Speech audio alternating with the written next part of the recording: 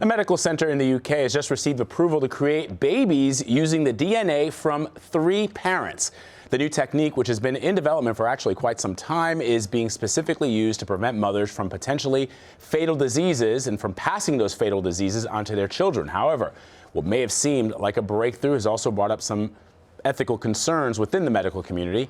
I want to turn now to Dr. Arthur Caplan. He's a bioethics professor at NYU. Thanks for stopping by. Thanks for having me. All right, so this is kind of interesting, pretty amazing in some ways. First, explain to our viewers how the science works. So this sounds complicated, but it isn't really. Every cell needs energy. And sometimes the little units, the batteries that are defective, cause disease. So these are called mitochondrial diseases. There's this little battery pack that's floating around the outside of cells. Remember high school biology when everything was dividing? That's right. It needs energy. Okay. This thing supplies the energy. If it's somehow damaged or got a mutation in it, you get kids with terrible fatal diseases. This idea about transplanting is to move a battery from a normal egg, take out the defective one from an embryo and put this thing in.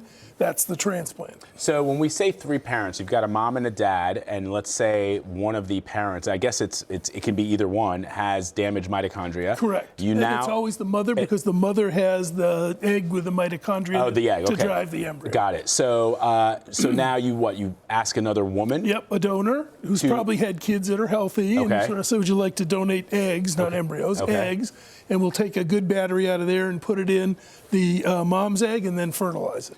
All right, so what are the risks? So the risks are, we haven't done this a lot, and it's hard to do it in animals that, even if rats sort of do this, it doesn't predict that it's going to work in us. So there are some unknowns. There are also people who would say, look, you start changing the genetic makeup of a kid by donating genes from somebody else, because these batteries have little genes in them. Aren't we starting down the road to designing kids taller, stronger, faster? Those are the big ethics worries. So the people that have been critical about this have compared this to genetically modified crops. There's a sense that once you legalize this technique, that maybe a lot more people, as you say, are going to look to use this to genetically alter people in a way that is fitting whatever they think their child should be. Some eugenic perfection. Exactly. Better, stronger. Is there but I'm validity going to say, to you know that? what? I think banning this or stopping this is the wrong place to draw the line. The kids with these diseases are almost always going to die. And if they don't, they have miserable qualities of life.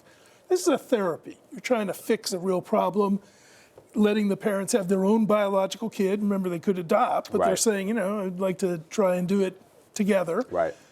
And the technique of moving this battery is not the road to making super babies. You're going to have to go right into the main genes, not the battery part, the main part of the genetic makeup of the kid, and change that if you're going to go for stronger, taller, faster, smarter.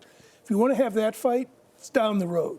Here, I think, is the wrong place to try and stop it. So, so help me understand. So when you put the healthy egg in the little battery unit into the male, then has to fertilize that egg. So it's clearly the DNA of the dad, but not the DNA of the mom. No, in fact, the little battery part that you're transplanting from that donor, it might have 1/100th of 1% of the DNA that's going to make up the kid. Right. That's what I mean when I say it's trivial. We say 3-parent baby.